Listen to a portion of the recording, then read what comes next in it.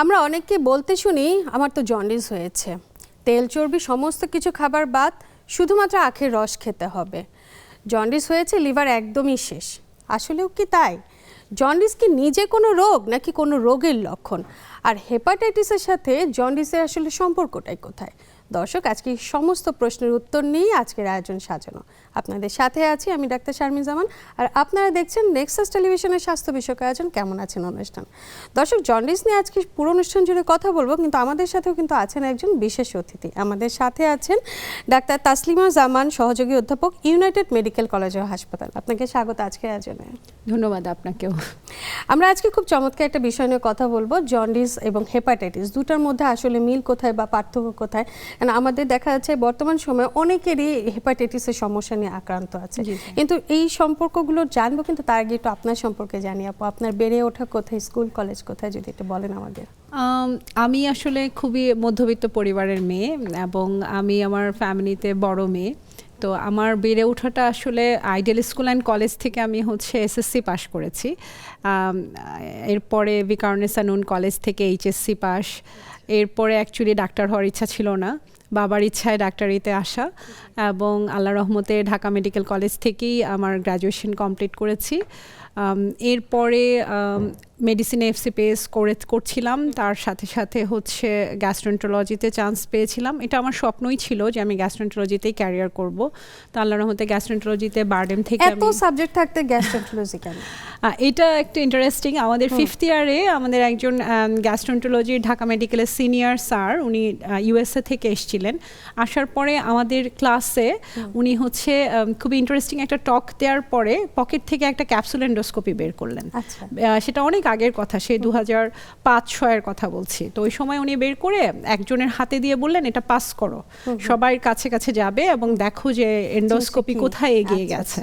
তো ওটা আমার হাতে আসলো, ক্যাপসুল এন্ডোস্কোপি, এবং আমি খুবই অবাক হলাম যে এন্ডোস্কোপি, গ্যাস্ট্রোএন্টারোলজি, তাও আবার এরকম একটা জিনিস পকেটে করে নিয়ে আসলেন, এবং এটা নাকি মানুষকে খাইয়ে দিলে পুরো জিআইটি ছবি তুলে বের হয়ে যায়। হ্যাঁ, সো এটা খুব ইন্টারেস্টিং লাগলো আমার। এবং পরে আমি এটা নিয়ে, ওই যে আছে না যে একটা জিনিস ক্লিক করা স্টুডেন্ট অবস্থায়, পরে আমি এটা নিয়ে বেশ একটু পড়াশোনা করলাম যে আসলে গ্যাস্ট্রোএন্টারোলজিতে কি কি করা যায়।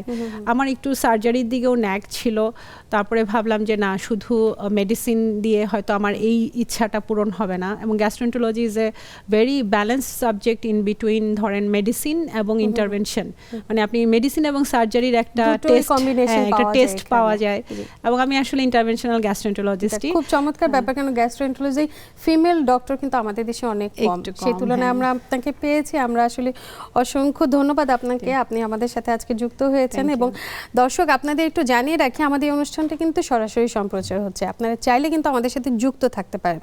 আপনার যে কোনো সমস্যা নিয়ে, সেটা হতে পারে গ্যাস্ট্রিকের সমস্যা বা পেটের কোনো সমস্যা, সেই সমস্যা নিয়েও কিন্তু, বা লিভারের কোনো সমস্যা, এই সমস্যাগুলো নিয়ে কিন্তু প্রশ্ন করতে পারেন। আমাদের বিশেষজ্ঞ অতিথি কিন্তু আছেন আপনাদের সাথে, এবং প্রশ্ন চমৎকারভাবে উত্তরও দিবেন।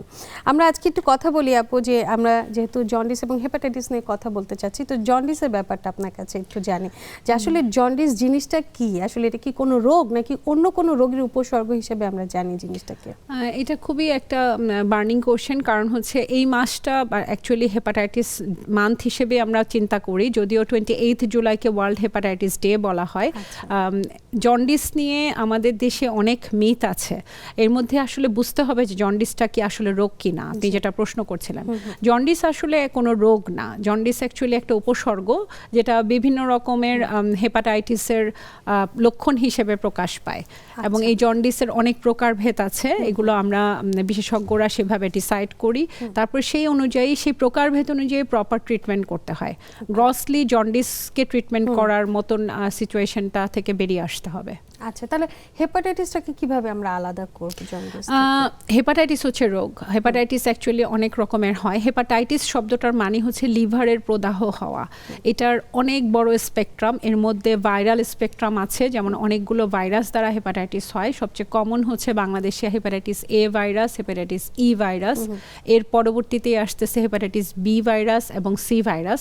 এর বাইরেও কিছু ভাইরাস আছে, যেমন হেপাটাইটিস ডি ভাইরাস, অ্যাবস্টেন বার ভাইরাস, সিএমবি ভাইরাস, এগুলো রেয়ার ভ্যারাইটি। তো আমরা যদি কমনলি হেপাটাইটিস নিয়ে চিন্তা করি, লিভারের প্রদাহ মেইনলি ভাইরাল দ্বারা হয়। এছাড়াও কিন্তু লিভারের আরও অনেকভাবে প্রদাহ হতে পারে বা হেপাটাইটিস হতে পারে। যেমন ধরেন আমরা যেমন প্রেসক্রিপশন ছাড়া যখন তখন মেডিসিন খাচ্ছি, এই মেডিসিন থেকেও কিন্তু হেপাটাইটিস হতে পারে, ড্রাগ ইনডিউসড বলি বা ড্রাগ পয়জনিং থেকে হচ্ছে হেপাটাইটিস। এছাড়া ফ্যাটি লিভার থেকে হেপাটাইটিস হচ্ছে। সো এরকম বেশ কিছু স্পেকট্রামে আমাদেরকে চিন্তা করতে হবে হেপাটাইটিসটাকে। আচ্ছা, তাহলে কি আমরা বলতে পারি যে জন্ডিস যাদের হচ্ছে তাদেরই লিভারের সমস্যা হবে? জন্ডিস, ওই যে বললাম যে জন্ডিস একটা লক্ষণ, জন্ডিস কি দ্বারা হয়েছে সেটা আগে বের করতে হবে। যেমন হেপাটাইটিস এ তে লিভারের সামান্য ক্ষতি হয়, বাট সেটা যদি প্রপারলি ট্রিট করা যায় ম্যাক্সিমাম সময় ভাইরাল জন্ডিস লিভারের কোনো দীর্ঘমেয়াদী ক্ষতি ছাড়াই ইমপ্রুভ করে যায়। কিন্তু দেখা যায় যে হেপাটাইটিস বি, সি এই ধরনের ভাইরাসগুলোর যদি প্রপার ট্রিটমেন্ট প্রপার টাইমে না হয় তাহলে এগুলো ক্রনিক লিভার ডিজিজে পরিণত হয় এবং লিভারের রোগটা অ্যাকিউট থেকে ক্রনিকে পরিণত হয় এবং লিভারের চিরস্থায়ী ক্ষতি হয়ে যেতে পারে। তেমনই ফ্যাটি লিভারেও যদি আপনি ঠিক টাইমে এটাকে হল্ট করতে না পারেন বা রিভার্স ব্যাক করতে না পারেন ফ্যাটি লিভারকে, তাহলে সেটাও দীর্ঘমেয়াদী ক্ষতিতে পরিণত হয়। আচ্ছা, তাহলে কি আরেকটা জিনিস যেটা গল ব্লাডারটা, এটাও তো লিভারে খুব কাছাকাছি থাকে, তো অনেকে দেখা যায় গল ব্লাডারে নানা রকম সমস্যা থাকে, খুব কমনলি পাথরটা হয় গল ব্লাডারে, তো এই সেক্ষেত্রেও কি লিভার ক্ষতিগ্রস্ত হতে পারে? হ্যাঁ, হতে পারে। গল ব্লাডারে স্টোন যেটা পাথর যেটা বলি, সেটা প্রাথমিক পর্যায়ে ধরা পড়লে সেটার বয়স, সেটার লক্ষণ, সেটা কি কি সাইজে আছে, কি পরিমাণ সংখ্যায় আছে, এসব বিবেচনা করে আমরা অপারেশনের সাজেশন দিই। অনেক সময় দেখা যায় এটা পিত্ত নালীতে চলে আসে পাথরটা পিত্তথলি থেকে এবং পিত্ত নালীকে ব্লক করে দেয়, তখন এক ধরনের জন্ডিস হয়, অবস্ট্রাকটিভ জন্ডিস বলি আমরা। সেখান থেকে কনজেস্টিভ হেপাটাইটিস হয়ে লিভারের ক্ষতি করতে পারে। আচ্ছা, চমৎকার। আমাদের সাথে একজন দর্শক আছে, আমরা প্রশ্নটি নিয়ে নিই। দর্শক নাম বলে প্রশ্নটি করুন। জি, আমার নাম ফারুক। আমি হেপাটাইটিস সম্পর্কে একটু জানতে চাচ্ছি। জি, অবশ্যই আপনার প্রশ্নটি করুন ফারুক। বিষয় হলো 1985 থেকে আমি হেপাটাইটিসের রোগী। আচ্ছা, বি ভাইরাস ক্যারিয়ার। জি, কিন্তু আমি থাইল্যান্ডে ট্রিটমেন্ট করি, কন্টিনিউয়াস ও ফলো আপেই আছি, কিন্তু ডাক্তার তো কোনো ওষুধ দেয় না। আচ্ছা, এটার কি কোনো ওষুধ আছে, নির্দিষ্ট কোনো ওষুধ আছে এটা? জি, অসংখ্য ধন্যবাদ। কোনো প্রশ্ন করবেন দর্শককে? আপনার এমনিতে নিয়মিত হেপাটাইটিস ভাইরাসের যে ডিএনএ করে, এইচবিভি ডিএনএ, সেটা করেন তো না? 2 বছর পর পরই করবেন নিয়ম? হ্যাঁ, ডিএনএ করছে। এবং সেটা আনডিটেক্টেড নাকি কম থাকে ডিএনএটা? বলছে যে না, আপনার কোনো সমস্যা এখন নাই, আচ্ছা, এটা সুস্থ অবস্থায় আছে, এটুকুই বলে। জি, দর্শক সাথেই থাকুন। অনেক ধন্যবাদ আপনাকে। খুবই চমৎকার প্রশ্ন করেছেন। হেপাটাইটিস বি ভাইরাস পজিটিভ হলেই লিভার নষ্ট হয়ে যাচ্ছে, সিরোসিস অফ লিভার হচ্ছে, এরকম চিন্তা করার কিছু নাই। এই ভাই হচ্ছেন আমাদের সেই প্রমাণ। 1995 সাল থেকে উনি হেপাটাইটিস বি ভাইরাসের ক্যারিয়ার এবং উনি যেটা চমৎকার করেছেন সেটা হচ্ছে উনি নিয়মিত ফলো আপ করেছেন এবং হেপাটাইটিস বিটা অ্যাক্টিভ না ইনঅ্যাক্টিভ সেটা ক্রমাগত উনি লিভার বিশেষজ্ঞের সাথে যোগাযোগ রেখেছেন। এটাই করতে হবে। হেপাটাইটিস বিতে কিন্তু খুব কম পার্সেন্টেজ অফ মানুষের হচ্ছে অ্যান্টিভাইরাল লাগে এবং এটার খুব ভালো মানের ওষুধ চলে আসছে। হেপাটাইটিস বি কে আমরা টার্গেট করেছি 2030-তে পুরো বিশ্ব থেকে নির্মূল করার। হয়তো আমি জানি না এটা এর মধ্যে পসিবল হবে কিনা, বাট হেপাটাইটিস বি কিন্তু আর্লি ডিটেক্ট করা এবং সেই অনুযায়ী সেই রোগীগুলোকে যে সাজেশনগুলো দেয়া যে নিয়মিত তাকে ফলো আপে আসতে হবে, হেপাটাইটিস বি ভাইরাসের ডিএনএ দেখতে হবে, অ্যাক্টিভ না ইনঅ্যাক্টিভ দেখতে হবে, লিভার ক্ষতিগ্রস্ত কিনা দেখতে হবে, এসব কিছু বিবেচনা করে গ্যাস্ট্রো লিভারের ডক্টর হচ্ছে ডিসিশন নেয় যে এই রোগীটাকে ভাইরাসের ওষুধ দিতে হবে কিনা। এই ভাইয়ের ক্ষেত্রে যেটা আমি বুঝতে পারছি যে উনি actually career, but owner hepatitis beta inactive অবস্থায় আছে, এটা লিভারের কোনো ক্ষতি করতে পারছে না। তাহলে দেখেন 95 থেকে 2026 is very good with this virus. So এইটার মেসেজটা হচ্ছে এই যে এটা জেনে দূরে সরে যাওয়া যাবে না, প্রতি বছর অন্তত একবার গ্যাস্ট্রো লিভারের ডাক্তারের কাছে। আপনি বলছেন যে উনি আক্রান্ত না, লিভারে আক্রান্ত না, কিন্তু এটাকে ক্যারি করছেন, এই ভাইরাসটাকে ক্যারি করছেন, তাহলে ওনার পরিবারে আর যারা আছেন তারা কি ওনার দ্বারা ক্ষতিগ্রস্ত হতে পারে? এই ক্ষেত্রে যেটা সবচেয়ে বেশি সাবধানতা অবলম্বন করতে হবে, যদি উনি ম্যারিড হয়ে থাকেন তাহলে অবশ্যই তার ওয়াইফের সাথে সাথেই টেস্ট করতে হবে এবং তার ভাই বোনদের। হ্যাঁ, কারণ এটা তো আপনি জানেন যে হেপাটাইটিস বি অ্যাকচুয়ালি রক্তবাহী রোগ এবং যৌন সংক্রামক। সো এই দুটো ছাড়া অন্য কোনোভাবে ধরেন একই বিছানায় ঘুমানো, একই প্লেটে খাওয়া, একই কাপড় শেয়ার করা, এতে কোনোভাবে ছড়াবে না। কিন্তু ছড়াবে হচ্ছে আপনার হেপাটাইটিস বি রক্তের মাধ্যমে, কারো কাছ থেকে আপনি রক্ত নিলে অথবা যদি কোনোভাবে আপনার রক্তের সাথে ভাইরাসের সংযোগ ঘটে, আরেকটা হচ্ছে যৌন পথে মেলামেশার মাধ্যমে। তো সেই ক্ষেত্রে ওনার পরিবারের বাকি সদস্যদের মধ্যে, বিশেষ করে ওনার ভাই বোনদের, যেহেতু ওনার মা বাবার কাছ থেকে ওনাদের শরীরে আসতে পারে, অথবা হচ্ছে ওনার ওয়াইফকে অবশ্যই এই টেস্টটা করতে হবে। করে যদি ওনারা নেগেটিভ থাকেন, হ্যাঁ কনফার্ম হন, নেগেটিভ থাকেন, তাহলে সাথে সাথে তাকে ভ্যাকসিন নিয়ে নিতে হবে হেপাটাইটিস বির। এবং তার সন্তানরা, যেমন ধরেন 2008 থেকে আমাদের সরকারি পর্যায়ে একদম জন্ম থেকেই সব বাচ্চাকে হেপাটাইটিস বি টিকা দেওয়া হচ্ছে, যেটা আগে দেওয়া হতো না। সো 2008 এর আগে যদি কেউ জন্ম নেয় তাকে অবশ্যই স্ক্রিন আউট করতে হবে যে হেপাটাইটিস বি। এই যে আপনি বলেন টিকা নিয়ে নেওয়া বা ভ্যাকসিন নিয়ে নেওয়াটা ওনাদের জন্য নিরাপদ হবে তার ওয়াইফের এবং তার সন্তানদের, এই যে টিকাটা নিচ্ছে যারা, তাদের আসলে কতটুকু কার্যকর হচ্ছে, বা একবার টিকা নিলেই কি আর সারা জীবনে টিকা নেওয়া লাগছে না? না, এখানেও একটা বিরাট ভুল কনসেপশন আছে আমাদের, বিশেষ করে ইভেন আমরা ডাক্তাররাও অনেক সময় জানি না জিনিসটা। আমাদের যারা হেলথ সেক্টরের সাথে কাজে জড়িত তারাও অনেক সময় ভুলটা করেন, যে হেপাটাইটিস বি টিকা জীবনে একবার নেবেন, ঠিক আছে, ওটার একটা 3টা ডোজের স্কেডিউল দেওয়া আছে, ওটা নেওয়ার পরে প্রতি 5 বছরে ওটার টাইটার দেখতে হয় যে হেপাটাইটিস বিটা অ্যান্টিবডিটা আমাদের শরীরে যথার্থ পরিমাণে আছে কিনা। যদি যথেষ্ট পরিমাণে না থাকে, প্রতি 5 বছর পর পর আমরা অ্যান্টিবডি টাইটার করি, হেপাটাইটিস বি অ্যান্টিবডি টাইটার বলে। এইটাতে যদি একটা আমাদের ভ্যালু করা আছে যে কম থাকলে আমরা তখন আবার বুস্টার ডোজ সাজেস্ট করি। সেক্ষেত্রে নিতে হবে বুস্টার ডোজ। সেটা কি আপনার 5 বছর বা কোনো নিয়মিত কোনো আর কি প্রতি 5 বছর পর পর, প্রতি 5 বছর পর পর চেক করবেন। চেকটা করাটা সবাইকেই চেক করতে হবে, যে ভ্যাকসিন নিয়েছে তাকেও প্রতি 5 বছর পর পর চেক করতে হবে। আচ্ছা, আপনি তো বলছিলেন যে অনেক ধরনের ভাইরাস আছে, যেমন এ বি সি এরকম তো ভাইরাস আছে। তো কারো যদি একটা হয়, যে ধরেন বি রোগে আক্রান্ত যারা, তারা কি পরবর্তীতে অন্য কোনো ভাইরাস আক্রান্ত হতে পারেন? হ্যাঁ, অবশ্যই। যেমন হেপাটাইটিস বি রোগে আক্রান্ত রোগীরা অনেক সময় হেপাটাইটিস সি দ্বারাও আক্রান্ত হয়ে যান, বি এবং সি একসাথে। অনেক সময় কনকমিটেন্টলি হেপাটাইটিস বি এবং ডি আক্রান্ত হয়। আর এ এবং ই তো অ্যাকচুয়ালি পানি এবং খাদ্যবাহিত রোগ। সো আমরা যে কোনো অস্বাস্থ্যকর খাবার খেলে বা দূষিত খাবার খেলে বা পানি খেলে সেখান থেকে এ ই ওভার মানে আবার কনকমিটেন্টলি ইনফেকশন হতে পারে হেপাটাইটিস বির সাথে। সো এটা হেপাটাইটিস বির সাথে অন্য যে কোনো ভাইরাসের আক্রমণ হতে পারে। আপনি বললেন যে যেহেতু পানিবাহিত এবং খাবারবাহিত এ এবং ই, এই দুইটা ভাইরাসই, তাহলে যারা জাঙ্ক ফুড বেশি খায়, ফাস্ট ফুড বেশি খায়, তাদের কি আক্রান্ত হওয়ার সম্ভাবনা অনেক বেশি? ডেফিনেটলি। অ্যাকচুয়ালি আউটসাইড ফুড, যেটা আমরা মেনলি আমাদের দেশে স্ট্রিট ফুডগুলো খাই আমরা, যেমন চটপটি, ফুচকা, তারপরে হচ্ছে আপনার ঝালমুড়ি বানানো, একদম ভেলপুরির এই যে পানিগুলো ব্যবহার করা হয়, সেগুলো খুবই দূষিত পানি, কোনো স্বাস্থ্যকর খাবার না, ওপেনলি থাকছে। হ্যাঁ, এই খাবারগুলো থেকে কিন্তু হেপাটাইটিস এ ই বেশি হয়। ইভেন রেস্টুরেন্ট ফুডগুলোতেও আমরা জানি যে রেস্টুরেন্টগুলোতেও আমাদের দেশে ফুডের যে কোয়ালিটি এবং মান সেটা নিশ্চিত করা হয় না। সো সেখানেও আমাদেরকে খুব সাবধানতার সাথে খাবার খেতে হবে। বিশেষ করে পানিটা একদম ফুটিয়ে পানি অথবা মিনারেল ওয়াটার হলো ভালো কোম্পানির বুঝে, বা আউটসাইডে যখনই আমরা পানি খেতে যাই পানিটা যেন নিরাপদ খাই, খাবারটা যেন নিরাপদ জায়গা থেকে খাই, সেই জিনিসটা ইনশিওর করতে হবে। কারণ হেপাটাইটিস এ ই কিন্তু আগে খুব নিরীহ ভাইরাস ছিল।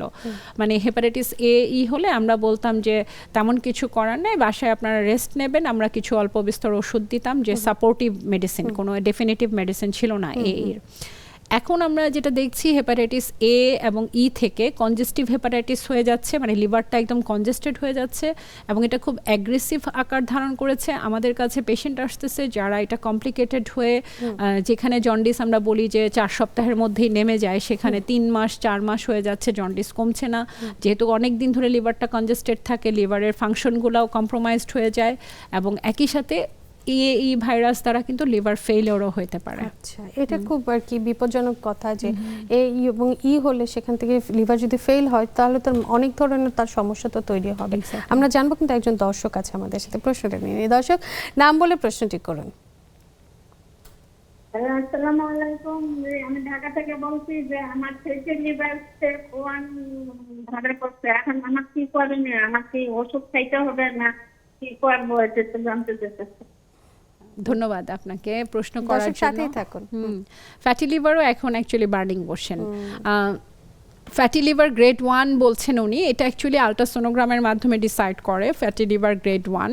এটার সাথে আমরা যখনই কেউ ফ্যাটি লিভার গ্রেড 1 বলে, আমরা ওনার লিভার ফাংশনটা একটু চেক করি, লিপিড প্রোফাইল দেখি, মানে রক্তের চর্বির পরিমাণ কতটুকু, এবং এর সাথে কারো কারো ক্ষেত্রে আমরা ফাইব্রোস্ক্যান করার জন্য সাজেশন দিই। তো এটা করে যখন আমরা বুঝতে পারি যে ওনার লিভারটা অ্যাকচুয়ালি আমরা ভাগ করি গ্রেড 1, গ্রেড 2, গ্রেড 3, গ্রেড 4-এ ফ্যাটি লিভারকে। এর মধ্যে গ্রেড 3 to 4-এ মানে 3 পর্যন্ত আমরা বলি যে রিভার্সেবল, হ্যাঁ, এবং ফ্যাটি লিভারকে আপনি আগের অবস্থায় ফিরিয়ে নিতে পারবেন আপনি মাত্র 2-3টা স্টেপের মাধ্যমে, কোনো মেডিসিন ছাড়াই, শুধুমাত্র লাইফস্টাইল মডিফিকেশন এবং ডায়েটারি মডিফিকেশনের মাধ্যমে। লাইফস্টাইল মডিফিকেশন বলতে আমরা কি বুঝি, যে আমরা একদমই শুয়ে বসে দিন কাটাই, সেখানে আমাদেরকে প্রতিদিন মিনিমাম 30 মিনিট করে সপ্তাহে 5 দিন ব্রিস্ক ওয়াকিং মানে ঘাম ঝরিয়ে হাঁটার কথা বলা হচ্ছে। আর এদিকে আপনি যদি ডায়েটারি মডিফিকেশন বলেন, তাহলে আমাদের কার্বোহাইড্রেট, যেমন ভাত প্রিয় আমরা, ভাতের উপর ডিপেন্ডেন্সিটা কমিয়ে আনতে হবে, এবং কার্বোহাইড্রেট জাতীয় খাবার যেমন চিনি, তারপর কোল্ড ড্রিঙ্কস, আইসক্রিম, চকলেট, এই ধরনের খাবারগুলো, ফাস্ট ফুড, হ্যাঁ, যেটা আপনি বলছিলেন, এই ধরনের খাবারগুলো, ফ্যাটি খাবারগুলোকে কমিয়ে এনে একটা ব্যালেন্স ডায়েট, আমরা খাবার বন্ধ করতে বলছি না, আমরা বলছি যে ব্যালেন্স ডায়েট, যেখানে প্রচুর পরিমাণে শাকসবজি থাকবে, মাছ থাকবে, ফলমূল থাকবে, কার্বোহাইড্রেটটা কমিয়ে এনে, হ্যাঁ, এক্স্যাক্টলি, ভাতের পরিবর্তে আপনি কার্বোহাইড্রেট চয়েস করলে লাল আটার রুটি, তারপরে এটা তো গেল হচ্ছে যদি আমাদের এ গ্রেডে থাকে, গ্রেড 1 যদি হয় সেক্ষেত্রে আমরা এগুলো করতে পারি, কিন্তু এর পরেও তো অনেকগুলো স্টেপ আছে ফ্যাটি লিভারে, যে 2, 3, 4 এই সম্পর্কে জানবো একটা ছোট বিরতি থেকে এসে। দর্শক, সময় হয়ে গেল ছোট্ট একটা বিরতি নিয়ে, সাথেই থাকুন, ফিরছে কিছুক্ষণের মধ্যে।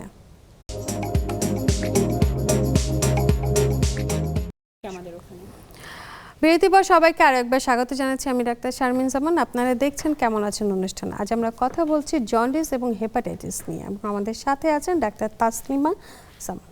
আপু, আমরা শুনছিলাম ফ্যাটি লিভার নিয়ে, ফ্যাটি লিভারে গ্রেড 1 হলে আমরা কি কি মডিফিকেশন করবো আমাদের লাইফস্টাইলে, সেই বিষয়গুলো বলছিলেন, কিন্তু গ্রেড 2 এবং 3, 4 হলে সেক্ষেত্রে আমরা কি করবো, এটা একটু জানবো। একজন দর্শক আছে আমাদের ফোন কলে, আমরা একটু দর্শকের প্রশ্ন নিতে চাই।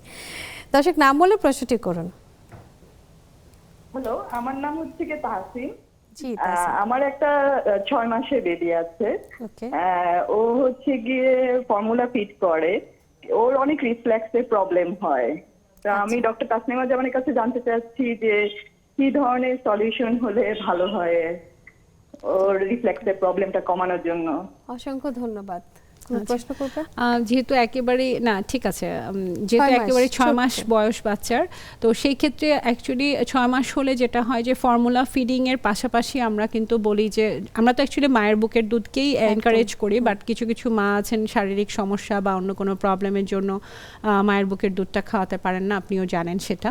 তো সেই ক্ষেত্রে হচ্ছে ফর্মুলা ফিডিং এর পাশাপাশি আমরা বলি যে এই বাচ্চাগুলোকে হচ্ছে খুব দ্রুত আমরা রেগুলার যে আমাদের টেবিল ফিডিংটা সেটা শুরু করা, এবং সেই ক্ষেত্রে আমরা জানেন যে আমাদের দেশীয় যে খাবারগুলো এগুলোকে স্টার্ট করা উচিত, এবং বাচ্চার যেন টয়লেট ঠিক থাকে এই জিনিসগুলোকে, যদিও আমি পেডিয়াট্রিক্সের ডক্টর না, তারপর আমাদের কাছে এই প্রবলেমগুলো নিয়ে বাচ্চারা আসেন, বাচ্চার মারা আসেন। তো সেই ক্ষেত্রে আমি বলি যে এই বাচ্চাদেরকে হচ্ছে ফর্মুলা ফিডিং এর পাশাপাশি আমাদের রেগুলার ফিডিং স্টার্ট করার টাইম হয়ে গেছে, 6 মান্থস যেহেতু হয়ে গেছে। আর অনেক সময় দেখা যায় একটু পানি খাওয়াতে হয়, একটু ভেজিটেবলস দিতে হয়, একটু প্রোটিন জাতীয় খাবারও এর সাথে অ্যাড করতে হয়। এগুলো অ্যাড করলে আস্তে আস্তে বাচ্চাদের এনজাইমগুলো ডেভেলপ হয় খুব গ্র্যাজুয়ালি।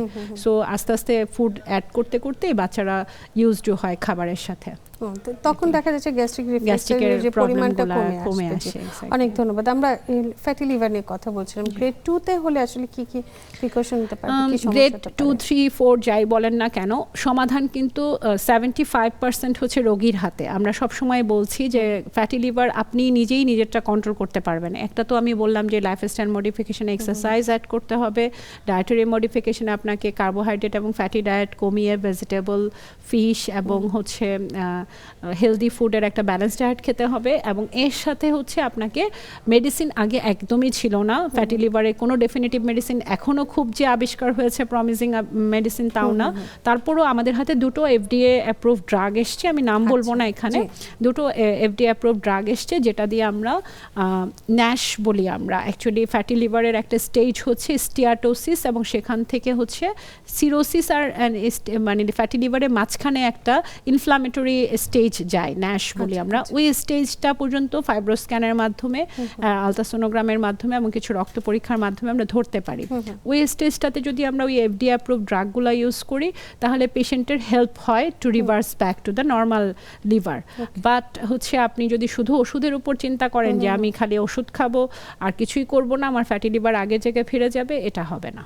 আচ্ছা, এটা একদমই হবে না, সেক্ষেত্রে আমাকে মডিফিকেশনটা লাগবে মাস্ট। আচ্ছা, দেখা যাচ্ছে অনেকেরই পেটের মেদ হওয়ার একটা প্রবণতা আছে, এটা আমাদের বাংলাদেশে অনেক বেশি, তাই না? তো ফ্যাটি লিভার হলেও যতটুকু আমি জানি যে কোমরের যে মাপ সেটা বড় হয়ে যায়, এটা আসলে কিভাবে আলাদা করা যাবে যে তার আসলে শুধুমাত্র মেদের কারণে পেট বেড়ে যাচ্ছে নাকি লিভারের সমস্যার কারণে হচ্ছে বা ফ্যাটি লিভারের জন্য? খুবই ভালো প্রশ্ন। আমাদের একটা মিসকনসেপশন আছে যে ফ্যাটি লিভার শুধু ওবেজদের হয়। আমাদের কিন্তু লিন ফ্যাটি লিভার বলে একটা টার্ম আছে আমাদের দেশে, কিন্তু শুকনো পাতলা মানুষেরও ফ্যাটি লিভার হতে পারে। এটা কাদের ক্ষেত্রে হয়? বিশেষ করে দেখেন আমাদের কৃষকদের যদি আপনি চিন্তা করেন, গ্রামে যারা কৃষক তাদেরও কিন্তু ফ্যাটি লিভার হচ্ছে, এবং তারা তো অনেক বেশি কর্মঠ না, অনেক বেশি কর্মঠ, অনেক কাজ আছে। এখানে ওই যে আমি আপনাকে প্রথমে একটা কথা বললাম যে কার্বোহাইড্রেট আমরা কি নিচ্ছি, আমরা নিচ্ছি হচ্ছে ভাত, হ্যাঁ, যেটা হচ্ছে একেবারেই কমপ্লেক্স না এবং সরাসরি ব্লাড সুগারকে ট্রিগার করছে। এটাই টিজি নামের, ট্রাইগ্লিসারাইড নামে কোলেস্টেরল বাড়িয়ে দেয় এবং লিভারকেও ফ্যাটি করে তোলে। হ্যাঁ, এছাড়াও আরেকটা লিন ফ্যাটি লিভার হচ্ছে ডায়াবেটিক পেশেন্টদের ক্ষেত্রে। ডায়াবেটিক পেশেন্টরাও কিন্তু লিন ফ্যাটি লিভারে ভোগেন। যারা ডায়াবেটিসের রোগী তারা যদি আনকন্ট্রোল অবস্থায় থাকেন সেখান থেকে ফ্যাটি লিভার ডেভেলপ করে এবং সেই ফ্যাটি লিভার কিন্তু লিভার সিরোসিসের দিকে ঠেলে দিতে পারে। ফ্যাটি লিভারের নাম চেঞ্জ হয়েছে, সেটাকে আমরা বলি এখন metabolic dysfunction associated liver disease, MSALD। আচ্ছা, সো এই MSLD শব্দটার যদি আপনি চিন্তা করেন তাহলে প্রথম শব্দটা হচ্ছে মেটাবলিক ডিজিজ। মেটাবলিক ডিজিজ কিন্তু এখন শুধু ফ্যাটি লিভার না, এটা diabetes, pressure, cholesterol high, obesity এবং হচ্ছে ফ্যাটি লিভার। এই পাঁচজনকে আমি বলি যে এক মায়ের 5 সন্তান এবং একজন হলে আরো 4 জন হওয়ারও আসবে, অটোমেটিক্যালি আসবে যদি আমরা সতর্ক না হই। একদম। অনেক ধন্যবাদ। কেন খুব গুরুত্বপূর্ণ এই বিষয়টা যে এই যে লিভারের সাথে অনেকগুলো ক্ষেত্র কিন্তু জড়িত, আর ফ্যাটি লিভারের ক্ষেত্রে বেশিরভাগ ক্ষেত্রে দেখা যাচ্ছে অনেক ক্ষেত্রে লিভার সিরোসিস হওয়ার সম্ভাবনা অনেক বেড়ে যায়, তাই না? আসলে কোন সময় একজন মানুষ কি নিজে সতর্ক হবেন যে না এখন আমাকে থামা উচিত, আমার নিজের প্রতি যত্ন নেওয়া উচিত, বোঝা উচিত যে আমি তো সিরোসিসের দিকে যাচ্ছি বা আমার লিভার একদম নষ্ট হয়ে যাচ্ছে, এই পর্যায়টা বুঝতে পারবে? আপনার এই প্রশ্নটা নিয়ে আমরা আজকে সকালে আমাদের একটা মিটিং হচ্ছিল, লিভার মিটিং, ওখানেই কথা হচ্ছিল যে দেখেন হেপাটাইটিস বি এবং সি, এমনকি ফ্যাটি লিভার, অ্যালকোহলিক ফ্যাটি লিভারও, একটা হচ্ছে non alcoholic fatty liver, alcoholic fatty liver, এই প্রত্যেকটা লিভার ডিজিজ কিন্তু হচ্ছে নীরব ঘাতক।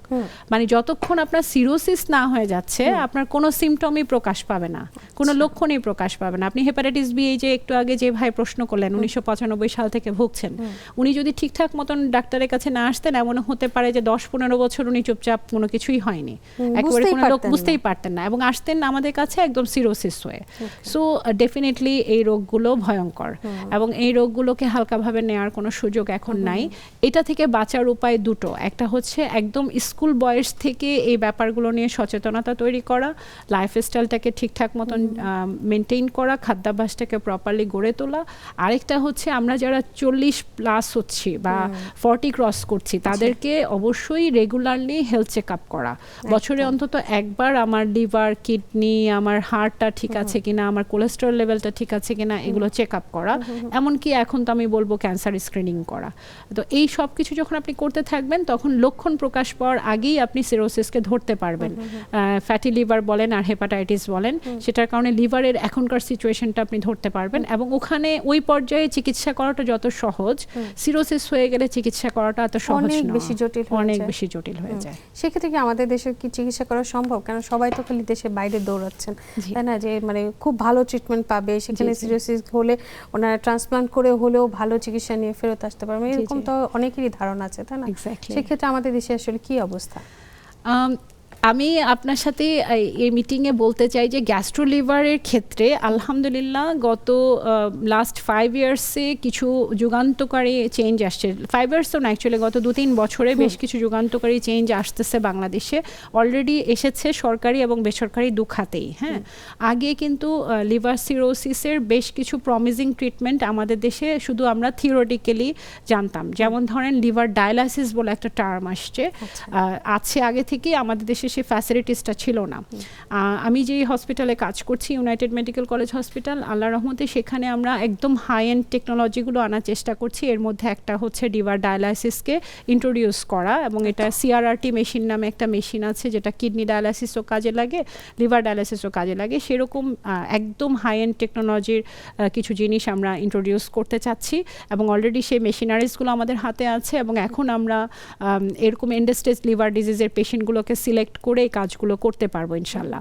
আরেকটা প্রমিজিং ট্রিটমেন্ট হচ্ছে লিভার সিরোসিসের, সেটা যে কারণেই হোক, হেপাটাইটিস বি থেকে হোক অথবা ফ্যাটি লিভার থেকে হোক, অথবা বাচ্চাদের কিছু কজ আছে, বিভিন্ন কনজেনিটাল কিছু কারণে লিভার ডিজিজ হয়, সেগুলো থেকে হোক, লিভার ট্রান্সপ্লান্টের একটা অপশন থাকে।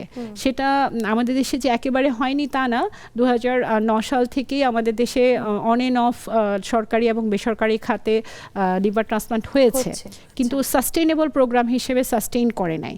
তো সেটার জন্য আমরা রেডি হচ্ছি।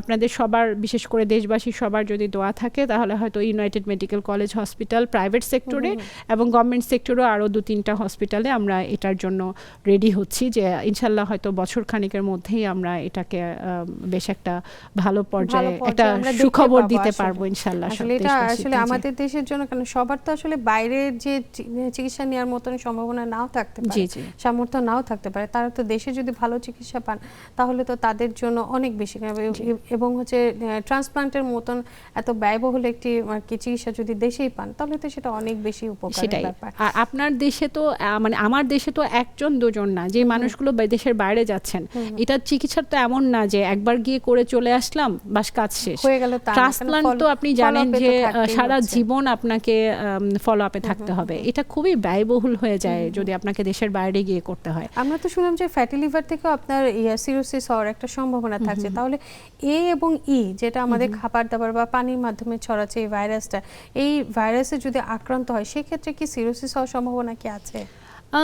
এ এবং ই দ্বারা নর্মালি সিরোসিস হয় না, তবে আমি একটু আগে আপনার সাথে আলাপ করছিলাম যে এ এবং ই ভাইরাসকে আগে যত নিরীহ ভাবা হতো, ইদানিং আমরা দেখছি যে এটা কোনো ধরনের, এটা নিয়ে গবেষণা করা দরকার যে এটা কোনো ধরনের মিউটেশন হয়েছে সম্ভবত, এবং এ ই থেকে কিছু কিছু পেশেন্ট কমপ্লিকেটেড হয়ে যাচ্ছে। একদম কনজেস্টিভ হেপাটাইটিস বলে একটা টার্ম আছে, মানে বিলিরুবিনটা বা জন্ডিসটা লিভারের মধ্যে একদম কনজেস্টেড হয়ে যাচ্ছে এবং লং টাইম এরা ভুগছে এটাতে, এবং এই ক্ষেত্রে দুটো প্রবলেমে পড়ে যায়। একটা হচ্ছে লিভার ফেইলিওরের দিকে যেতে পারে হেপাটাইটিস ই ভাইরাস বা এই ভাইরাস দ্বারা, আরেকটা হচ্ছে কনজেস্টেড থাকার কারণে লিভার আস্তে আস্তে আস্তে আস্তে ক্রনিক ফেলিওরেও যেতে পারে। একটা হচ্ছে অ্যাকিউট ফেলিওর, একটা ক্রনিক লিভার ফেলিওরে যেতে পারে, এবং লিভারে ফাংশনালিটি হারাতে পারে, বিভিন্ন রকমের কমপ্লিকেশন শুরু হতে পারে পেশেন্টের। এই পেশেন্টগুলো দেখা যায় যে 1 মাসের মধ্যে নর্মালি রিকভারি হয়ে যায় যেহেতু ভাইরাল জন্ডিস, কিন্তু এরা 2-3 মাস পর্যন্ত ভুগতে থাকে। এবং এই ক্ষেত্রে যদি আমরা, আমাদের দেশে কিছু মিথ প্রচলিত জন্ডিস দ্বারা, যেই জন্ডিসগুলো অ্যাকচুয়ালি অটোমেটিক্যালি আল্লাহর প্রদত্ত রোগ প্রতিরোধ ক্ষমতার মাধ্যমে 4 সপ্তাহের মধ্যে চলে যায়, সেগুলোকে নিয়েই কিন্তু মিথ তৈরি হয়েছে। যেমন এই ভাইরাস দিয়ে যেসব মিথ তৈরি হয়েছে, যেমন ধরেন গ্রামে গঞ্জে বা আমাদের ইভেন শহরেও দেখা যায় নানা রকমের বনাজি ওষুধ, তারপরে ধরেন আমরা খুব কমনলি দেখি যে লিভারে জন্ডিস হলে ঝাড়া, জন্ডিস ঝাড়া ফুঁক করার ভালো হয়ে যায়। এই ধরনের জিনিসগুলো করতে গিয়ে আরো কমপ্লিকেটেড করে নিয়ে আসে পেশেন্টগুলোকে। সেটা লাস্ট পর্যন্ত মানে কি কেমন পাওয়া যায়, সেটা কি আপনার সিরোসিসের মতন কন্ডিশন? না, সিরোসিস হয় না, ওই যে ফেইলিওরের দিকে যায়। তো সেই ক্ষেত্রে ইন্টারভেনশনের একটা বড় সুযোগ আছে যদি ওরা টাইমলি আমাদের কাছে আসে। আমরা তো বললাম যে আমাদের মেডিসিনের মাধ্যমে, বিভিন্ন রকমের আধুনিক ট্রিটমেন্টের মাধ্যমে আমরা সেই ক্ষেত্রে চেষ্টা করব যে ফেইলিওরটাকে। বর্তমান সময়ে কিন্তু হার্বাল ওষুধের মানে প্রভাবটা ব্যাপকভাবে ছড়িয়ে গেছে সোশ্যাল মিডিয়ার কারণে, তাই না? তো এই হার্বাল ওষুধগুলো আসলে আমাদের লিভারের জন্য কতটুকু ভালো এটা জানবো এটা বিরতি থেকে এসে। দর্শক, সময় হয়ে গেল ছোট্ট একটি বিরতি নিয়ে, সাথেই থাকুন, ফিরছি কিছুক্ষণের মধ্যে।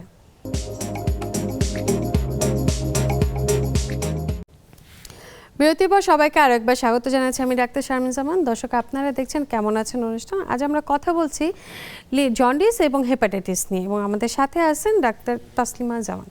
আপু, আমরা অনেক কিছু শুনলাম লিভার নিয়ে, কিন্তু এবার একটু জানবো যে বর্তমান সময় ওবেসিটির কারণে হোক বা হচ্ছে যে কোনো রোগের প্রতিষেধক হিসেবে বা ওষুধটা কমানোর জন্য নানা রকম আমরা ভেষজ ওষুধ অনেকেই খাচ্ছেন, হার্বাল ওষুধও খাচ্ছেন। এই ওষুধগুলো আমাদের আসলে আমাদের লিভারের জন্য কতটুকু উপকার দেয়? চমৎকার প্রশ্ন। অ্যাকচুয়ালি আমি এই ওষুধগুলোর নাম বা খাবারগুলোর নাম দিয়েছি ফেসবুকীয় খাবার, ঠিক আছে। তো দেখা যাচ্ছে সোশ্যাল মিডিয়ার কল্যাণে মানুষজন বিভিন্ন রকমের জিনিস কোনো মেডিকেল ব্যাকগ্রাউন্ড ছাড়াই, কোনো সায়েন্টিফিক রিসার্চ ছাড়াই খাচ্ছেন এবং র্যান্ডমলি খাচ্ছেন, কোনো ডাক্তারের সাথে পরামর্শ না করেই খাচ্ছেন। সেটা আসলে একজন ডায়াবেটিক রোগীর বিটরুট খাওয়ার দরকার আছে কিনা, কেউ কেউ হচ্ছে আপনার ওই যে অ্যাপল সাইডার ভিনেগার খাচ্ছেন খালি পেটে, হ্যাঁ, এবং খেয়ে গ্যাস্ট্রাইটিস গ্যাস্ট্রিক আলসার করে আমাদের কাছে আসছেন। লেবু পানি খাচ্ছেন গ্লাসের পর গ্লাস, লেবু পানি খেলে নাকি আপনার চর্বি কমে যাচ্ছে খালি পেটে, এবং আলসার নিয়ে আসতেছেন আমাদের কাছে। কিডনির ড্যামেজ হয়ে যাচ্ছে, লিভারের যেখানে ভালোর জন্য খাচ্ছেন সেখানে লিভারের আরও ক্ষতি হয়ে যাচ্ছে। তো আমার অনুরোধ থাকবে আসলে সবার কাছে যে ফেসবুকেও যে মেডিসিনগুলা বা যে ধরনের হার্বাল মেডিসিন বলেন, সেটা খাবারের সাজেশন বলেন, সেটা একজন ডাক্তারের পরামর্শ ছাড়া এটা খাওয়া উচিত না। কারণ একজন কিডনির রোগী থাকতে পারে, লিভারের রোগী থাকতে পারে, ইভেন একজন সাধারণ মানুষেরও দেখা যায় যে না জানার কারণে ক্ষতি হয়ে যায়। একদম। জন্ডিসের ব্যাপারটা হচ্ছে যে যখন জন্ডিস হচ্ছে হাত পা সাধারণত মানে প্রথম ডায়াগনোসিসটা হচ্ছে চোখ হলুদ হয়ে যাচ্ছে, হাত হলুদ হয়ে যাচ্ছে, কিন্তু সব চোখ হলুদ হয়ে হাত হলুদ হয়ে যাওয়া কি আপনার জন্ডিস হয় নাকি? এটা না, সবসময় কিন্তু জরুরি না যে জন্ডিসে আপনার সবসময় চোখ হলুদ হবে, হাত হলুদ হবে। অনেক সময় আমরা বলি যে কিছু কিছু জন্ডিসে আপনি বুঝতেই পারবেন না যে জন্ডিস হয়েছে। সেসব ক্ষেত্রে ওই যে স্ক্রিনিং টেস্ট বলি, যে আপনি ডাক্তারের কাছে আসলে যেসব লক্ষণ প্রকাশ পায় এর সাথে, যেমন ধরেন বমি বমি ভাব হওয়া, একটু উইক ফিল করা, অল্পতেই কাহিল হয়ে যাওয়া, ফ্যাটিকেবিলিটি বলি আমরা, তারপরে টয়লেটটা এলোমেলো হওয়া, জ্বর আসতেছে বারবার, এই ধরনের প্রবলেমগুলো নিয়ে আপনারা ডাক্তারের কাছে আসলে তখন ডাক্তার হচ্ছে ডিসাইড করবে যে অ্যাকচুয়ালি তার আসলেই জন্ডিস হয়েছে, হলে কি ধরনের জন্ডিস হয়েছে। আচ্ছা, তো ওই সময় ডায়াগনোসিস করা যায় কিছু টেস্ট করে টেস্টের মাধ্যমে। জন্ডিসের ক্ষেত্রে দেখা যায় অনেক সময় বলা হয় যে সারাদিন বিশ্রাম নিই, পানি খাও, আখের রস খাও, দেখবা সুস্থ হয়ে যাবে। আসলে কি আখের রসটা কি সুস্থ করে কিনা জন্ডিস থেকে? আখের রস আসলে আলাদা কোনো ইম্প্যাক্ট ফেলে না। এটা বলা হয় যে অনেক বেশি, যেমন এই ভাইরাস দ্বারা, যেটা আমি প্রথম থেকে বলছি, যে ভাইরাসগুলো অটোমেটিক্যালি আপনার হিলড আপ হয়ে যায়, রোগ প্রতিরোধ ক্ষমতার মাধ্যমে হিলড আপ হয়ে যায়, সেগুলো আপনি জাস্ট রেস্ট নিতে বলা হয়। কারণ আপনি যদি ওই সময় কাজ করেন, সে স্ট্রেসের কারণে লিভার স্ট্রেসে পড়ে এবং সেখান থেকে লিভার ফেলিওর ডেভেলপ করতে পারে। তো দ্যাটস ওয়াই আমরা বারবারই বলি, যেটা বলি ওটা মানে না রোগীরা, যে আপনার কাজ বন্ধ করতে হবে, আপনাকে কমপ্লিট বেড রেস্টে যেতে হবে। শুধু মানে আমরা বলি এভাবে, মানে গুরুত্ব বোঝানোর জন্য বলি যে জাস্ট আপনি টয়লেটে যাওয়া ছাড়া এবং শুয়ে বসে কাটাতে হবে, এর বাইরে আর কিছু করতে পারবেন না। এটাই রোগীরা মানতে চায় না। এর বাইরে আপনার হাইড্রেশন, প্রপার হাইড্রেশন বলতে অনেক বেশি পানি খাওয়া, ভিটামিন সি জাতীয় খাবারগুলো খাওয়া, এবং বাসার পানি জাতীয় খাবারের কথা বলে তো প্রথমে আসে ডাব খেলে মনে করে যে জন্ডিস, তো প্রতিদিন দুটো তিনটে করে ডাব খেলে জন্ডিসে বিলিরুবিন একদম নেমে যায়। না, এটা আপনার সাথে আমিও একমত, মানুষজন এগুলো ভাবে, কিন্তু এই আখের রস, ডাব আলাদা কোনো ভ্যালু অ্যাড করে না। এটা হচ্ছে সিম্পল, আপনি যে কোনো ফলের রস খেতে পারেন, স্যুপ খেতে পারেন, পানি খেতে পারেন, তারপরে ভিটামিন সি জাতীয় খাবারগুলো খেতে পারেন। আর সবচেয়ে বড় কথা হচ্ছে হোমমেড খাবার খেতে হবে, বাসায় বানানো খাবার। বাইরের খাবার তো হ্যাঁ, মশলা কম, ঝাল কম, এইসব দিয়ে সহজে হজম হয়, এই ধরনের খাবারগুলো খেতে হবে। তবে আপনি বলছিলেন যে একটু বেড রেস্টে থাকতে, যাতে শুধু ওয়াশরুমে যাবে আর হচ্ছে এসে শুবে, কিন্তু বেড রেস্ট মানে তো সবাই মনে করে মোবাইল স্ক্রিনিং করে শুয়ে থাকা। স্ক্রিনিং করলেও কি কোনো রকম কি স্ট্রেস বাড়ে কিনা, নাকি সেটা তো অনেক লং টাইম যদি আপনি স্ক্রিনিং করেন, সেটা সবকিছুর জন্যই ক্ষতিকর। সেটা চোখের জন্য, ব্রেইনের জন্য, সবকিছুর জন্য অবসাদ লাগে। কিন্তু অনেকক্ষণ যদি আপনি স্ক্রিন টাইম পার করেন, আপনার কিন্তু ফ্যাটিক লাগে। হ্যাঁ, এটা তো অন্য সব অ্যাঙ্গেল থেকেই ক্ষতিকর। আলাদা করে জন্ডিসের উপর হয়তো ইম্প্যাক্ট ফেলবে না, তো প্রপার রেস্ট হচ্ছে না। এক্স্যাক্টলি, সেক্ষেত্রে তো আমরা স্ক্রলিংটা কম করে তারপরে সে রেস্টটা নিলে সবচেয়ে ভালো। আচ্ছা, এখন তো অনেক ক্ষেত্রে দেখা যাচ্ছে ক্যান্সারের পরিমাণও বেড়ে যাচ্ছে, লিভারের ক্যান্সারে। তো আমরা তো সিরোসিসের কিছু লক্ষণ শুনলাম যে এটা একদম শেষ মুহূর্তে যে হয়, ক্যান্সারও কি সেরকম, যে প্রথম দিকে প্রাথমিক পর্যায়ে কি কোনো রকম লক্ষণ দেয়, নাকি একদম শেষ পর্যায়ে গিয়ে? হেপাটাইটিস বি এবং সি দ্বারা লিভার ক্যান্সারটা বেশি হয়।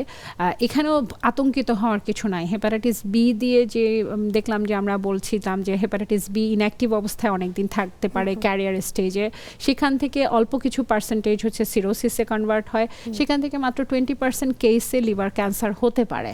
কিন্তু এই প্রত্যেকটা পর্যায়ে তো ট্রিটমেন্টের অপশন আছে, এবং লিভার ক্যান্সার হয়ে গেলেও এখন অনেক রকম লিভার ক্যান্সার আছে। যেমন লিভারের ক্যান্সারটা শুধুমাত্র আপনি একটা একটা এরিয়াতে একটা লোবে, আমরা জানি লিভারের দুটো লোবে ভাগ করা যায় এবং অনেকগুলো সেগমেন্টে ভাগ করা যায়।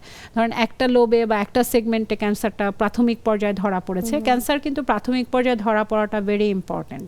বাকি সব ধরনের ক্যান্সারের ক্ষেত্রে, হ্যাঁ, আমরা একদম যে কোনো ক্যান্সারের ক্ষেত্রে প্রাথমিক পর্যায়ে ক্যান্সার ধরতে হবে এবং ধরার পরে সেটাকে ইগনোর করা যাবে না, সাথে সাথে ট্রিটমেন্টে যেতে হবে। এবং দেখা যায় যে একটা সেগমেন্টে অথবা একটা লোবে ক্যান্সারটা হলো, তাহলে আমরা কিন্তু আমাদের দেশে বেশ প্রখ্যাত সব হেপাটোবিলিয়ারি সার্জন আছেন, জেনারেল সার্জন আছেন, যারা ওই লিভারের ওই পোর্শনটা কেটে ফেলে দিলেই অনেক সময় দেখা যায় ওই ক্যান্সার থেকে মুক্তি পাওয়া যায়। বাকি লিভারটুকু নিয়ে সুস্থ জীবনযাপন করতে পারে। এক্স্যাক্টলি। এবং বাকি লিভার, আপনি জানেন যে লিভার রিজেনারেট করে, আপনি লিভারের বাকি অংশটা আবার ঠিক মতন গ্রো করে যায়, যেটা ফেলে দেওয়া হয়। আর দেখা গেল যে লিভারের মাল্টিপল জায়গায় ছড়িয়ে পড়েছে এবং লিভার থেকে আশেপাশের অঙ্গ প্রত্যঙ্গে ছড়িয়ে পড়েছে, যেটাকে আমরা স্টেজ 4 ক্যান্সার বলি। সেই ক্ষেত্রে এটা ডিফিকাল্ট হয়ে যায়। শুধুমাত্র যদি লিভারের মধ্যে ক্যান্সার থাকে, সেই ক্ষেত্রে লিভার সিরোসিস থেকে যে ক্যান্সারগুলো কনভার্ট হয়, সেসব ক্ষেত্রে কিছু কিছু পেশেন্টকে আমরা সিলেক্ট করতে পারবো যারা ট্রান্সপ্লান্টে কনভার্ট করতে পারে। সেই ক্ষেত্রে পেশেন্টগুলো বেশ ভালো জীবনযাপন করবে। আচ্ছা, এখন বর্তমান সময়ে যেটা হয় যে ক্যান্সারের নানা রকম স্ক্রিনিং আছে, যেমন বিশেষ করে ব্রেস্ট ক্যান্সারে একটা পুরো মাসে আছে যে মাসে স্ক্রিনিং করা হয়, ফিমেলদের মেলদের সবারই স্ক্রিনিং হচ্ছে। তারপর অন্যান্য এরিয়াতে বডির যে কোনো জায়গাতে আমাদের স্ক্রিনিং একটা ব্যবস্থা আছে। আমাদের লিভারের জন্য আসলে কি ব্যবস্থা, কি স্ক্রিনিং করা সম্ভব? ডেফিনেটলি সম্ভব। আমি আপনার সাথে যেটা নিয়ে কথা বলতে চাই, আমাদের দেশে যেমন ব্রেস্ট ক্যান্সার নিয়ে একটা সচেতনতা কিছুটা হলো তৈরি হয়েছে, হ্যাঁ, কিন্তু আমাদের জিআই ক্যান্সার, মানে সেটা স্টমাক ক্যান্সার বলেন, কোলন ক্যান্সার বলেন এবং লিভার ক্যান্সার বলেন, প্যানক্রিয়াটিক ক্যান্সার বলেন, এই জিনিসগুলো নিয়ে মানুষের সচেতনতা একেবারেই নাই। এবং এগুলোর স্ক্রিনিং বলে যে একটা কথা আছে, এটাই মানুষজন বুঝতে চায় না, চেষ্টাও করে না বোঝার। ইভেন ওয়েল এডুকেটেড শহুরে মানুষজনও বুঝতে চায় না। আমাদের কাছে যে পেশেন্টরা আসে, তারা স্ক্রিনিং প্রসেসটাতে ঢুকতেই চান না। কিন্তু এখন আমাদের দেশে যে খাদ্যাভ্যাস এবং যে মানে আমাদের তো অ্যাকচুয়ালি ফুড অ্যাডাল্টারেশন অনেক বেশি হচ্ছে। আমাদের ফুডের সাথে অনেক রকমের পেস্টিসাইডস, কীটনাশক বলেন, সার বলেন, নানা রকম অ্যান্টিবায়োটিক্স বলেন, সব মিশতেছে এবং এটা কিন্তু ক্যান্সারোজেনিক। ম্যাক্সিমাম ফুডই কিন্তু ক্যান্সারোজেনিকে পরিণত হচ্ছে। তো যেই কারণে আমাদের কিন্তু এই ক্ষেত্রে ক্যান্সার স্ক্রিনিং এখন একদম বার্নিং ডিমান্ড হয়ে গেছে। তো সেই ক্ষেত্রে আমি বলবো যে স্ক্রিনিং কিভাবে করবেন, ওই যে আমি যেটা বলছিলাম যে 40 ক্রস করার সাথে সাথে আপনাকে ইয়ারলি কিছু রক্ত পরীক্ষার মাধ্যমে, কিছু স্টুল পায়খানা পরীক্ষার মাধ্যমে আমরা ইয়ারলি স্ক্রিন করি জিআই ক্যান্সার এবং লিভার প্যানক্রিয়াটিক ক্যান্সারকে। আর প্রতি 5 বছর পর পর আমরা বলি যে 45 বছর বয়স হলে প্রতি 5 থেকে 10 বছরের গ্যাপে আমরা হচ্ছে এন্ডোস্কোপি, কোলোনোস্কোপি করতে বলি ফর দ্য স্টমাক এবং কোলন ক্যান্সার স্ক্রিনিং এর ক্ষেত্রে। আর লিভার ক্যান্সারের ক্ষেত্রে আমাদেরকে ওই যে রক্ত পরীক্ষা, আলট্রাসোনোগ্রাম প্রাথমিক পর্যায়ে এবং রক্ত পরীক্ষার মাধ্যমে এবং কিছু টিউমার মার্কার আছে, যেমন আলফা ফিটোপ্রোটিন, CA-19-9, CEA, ব্রেস্টের ক্ষেত্রে হ্যাঁ টিউমার মার্কারগুলো দিয়ে স্ক্রিনিং করা হয়। কিছু যদি ডিরেঞ্জ পাওয়া যায় তাহলে আমরা পরবর্তী স্টেপের ইনভেস্টিগেশন, যেমন সিটি স্ক্যান, MRI তে যেতে পারি। আসলে করে ফেলা ভালো, প্রতি বছরই চেক করা উচিত, অনেক বেশি দরকার। আমাদের আর সময় হয়ে গেছে একটা বিরতি থেকে এসে আমরা বাকি জিনিসগুলো জানবো। তাই দর্শক সাথেই থাকুন, আপনারা ফিরছি কিছুক্ষণের মধ্যে ছোট্ট একটা বিরতি নিয়ে এসে।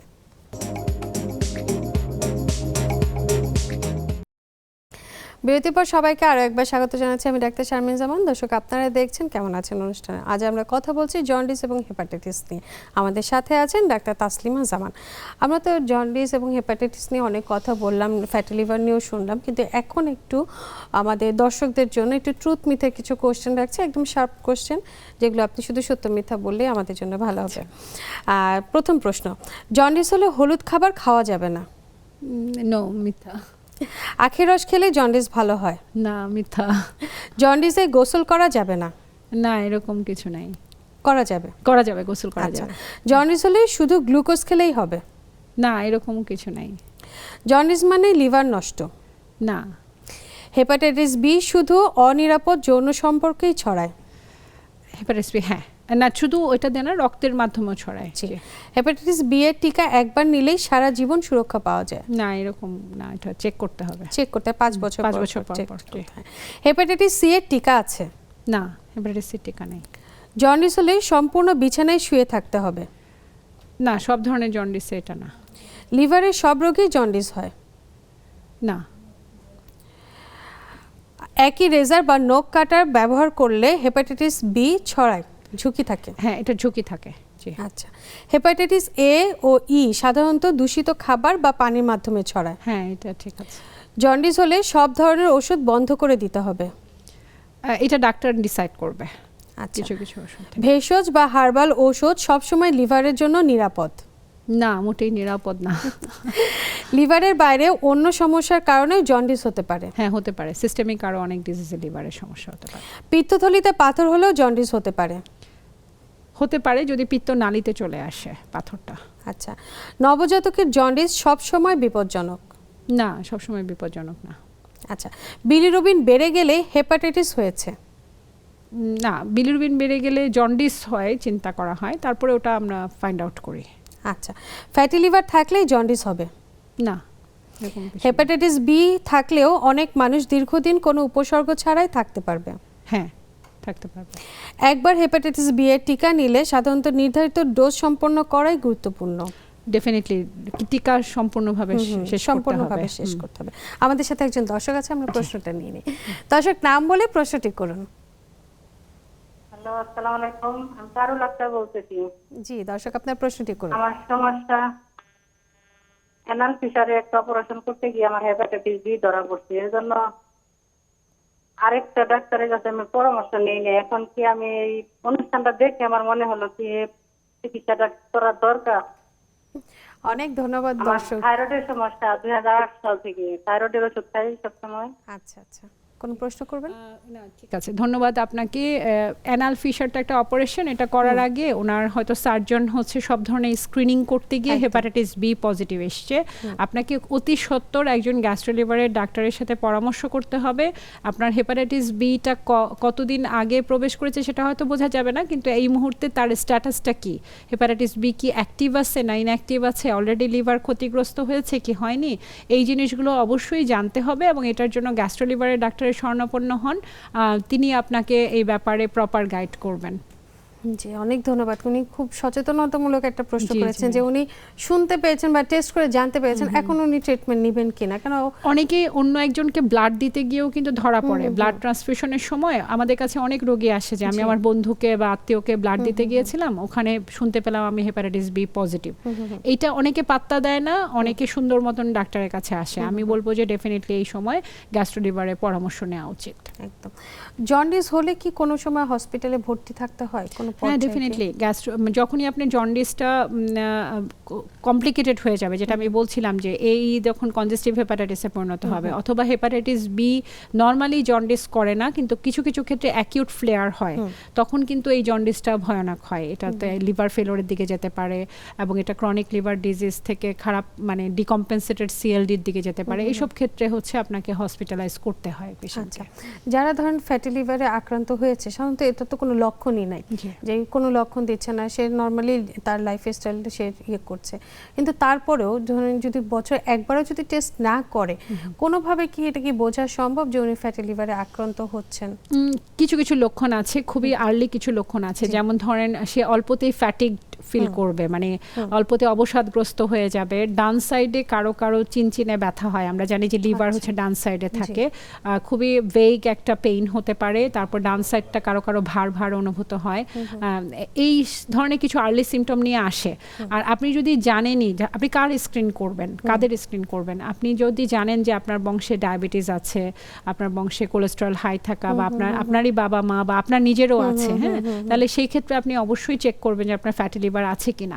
তারপরে আপনার বাচ্চাদের মধ্যেও কিন্তু এখন ফ্যাটি লিভার হচ্ছে, এবং ধরেন যে বাচ্চারা একটু স্থূলকায় তাদের ক্ষেত্রে আপনি সচেতনতামূলকভাবেই চেক করা উচিত। লিভার ফাংশন এবং আলট্রাসোনোগ্রাম করলেই ধরা পড়ে যায় যে ফ্যাটি লিভার আছে কিনা। আচ্ছা, আমরা তো মাঝখানে আলোচনা করলাম যে কিছু ভেষজ ওষুধ বা হচ্ছে হার্বাল কিছু ওষুধ খেলে আসলে লিভারে নানা রকম সমস্যা হয়।